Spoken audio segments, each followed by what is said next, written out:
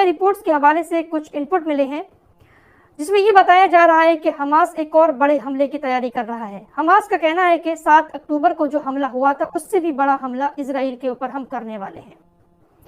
और इस बात की चर्चा इसलिए और ज्यादा हो रही है क्योंकि आज इजराइल के राष्ट्रपति इसहाक हर्जोग ने भी एक बहुत बड़ा खुलासा किया और एक बड़ा दावा किया, जिसके बाद इस बात की चर्चा और ज्यादा हो रही है कि हो सकता है कि हमास एक बड़ा हमला इजराइल के ऊपर कर दे। और इस बार ये हमला हमास की तरफ से मिसाइलों के द्वारा, रॉकेट के द्वारा नहीं किया जाएगा, बल्कि रासायनिक बम के द्वारा किया जाएगा, केमिकल हथियार के द्वारा। दरअसल पूरा मामला ये है कि इजराइल के राष्ट्रपति इसहाक हर्जोग ने खुलासा किया कि जिस दिन 7 अक्टूबर को हमास के लड़ाकों ने हमला किया था इजराइल के ऊपर, तो उसमें बहुत सारे हमास के भी लड़ाके मारे गए थे। जब मारे गए हमास के लोगों की चेकिंग की गई तो उनकी जेब में कुछ खतरनाक रासायनिक हथियार मिले, साथ ही साथ यूएसबी डिवाइसेस भी मिली।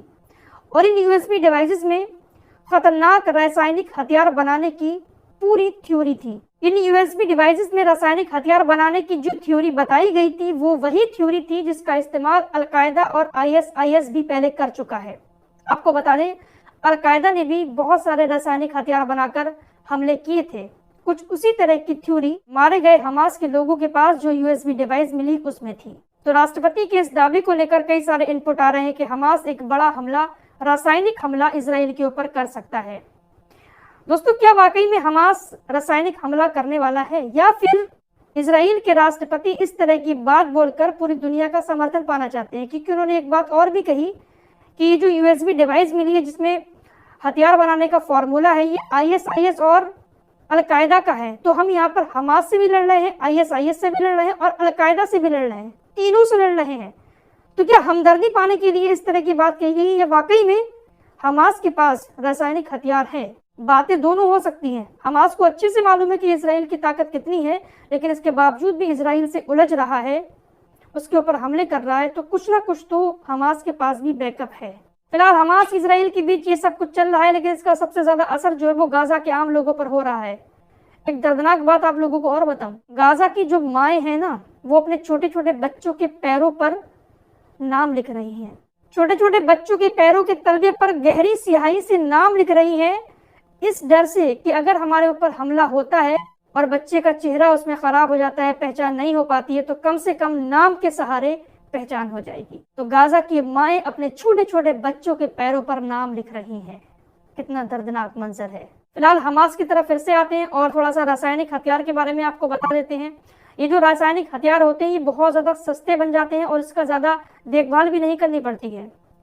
ये रासायनिक हथियार ऐसे होते हैं कि इंसान के शरीर को जला देते हैं।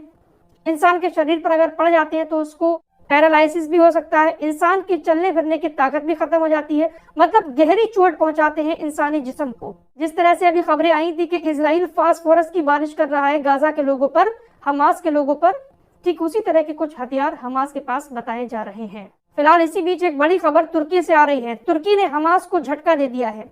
ये चेहरा आपने वीडियोस में, फोटोज में कहीं ना कहीं जरूर देखा होगा। ये है हमास के पॉलिटिकल ब्यूरो चीफ इस्माइल हानिया। इस्माइल हानिया इस वक्त तुर्की के अंदर है, लेकिन तुर्की की सरकार ने इसको देश छोड़कर जाने के लिए कह दिया है।